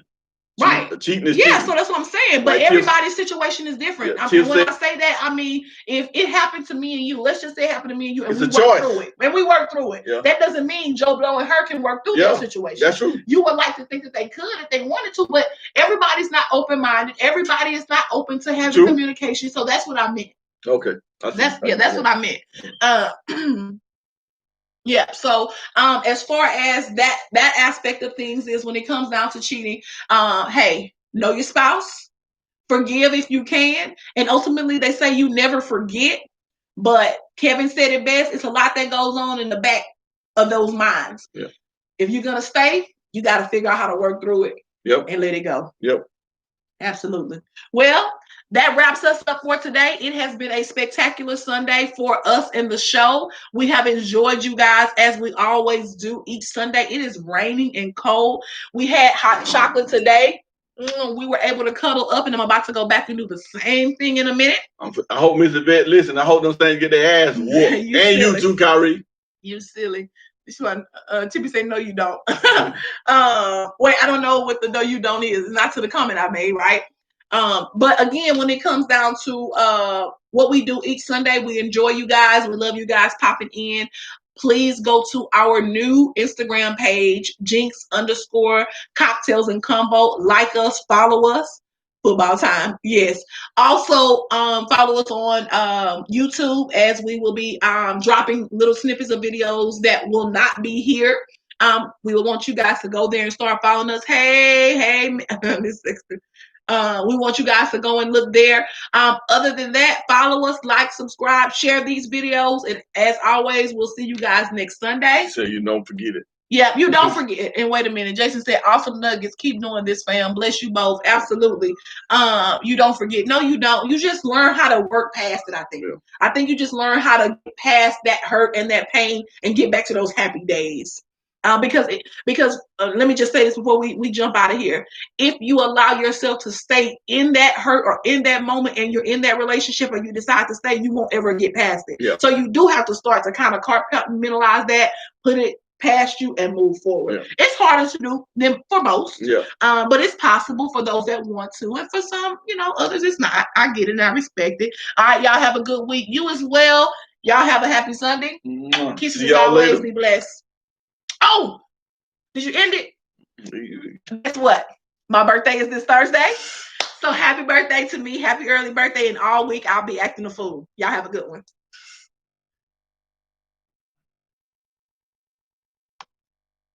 I'm looking at you over here waiting on you to end it, forgetting that this one got to be ended.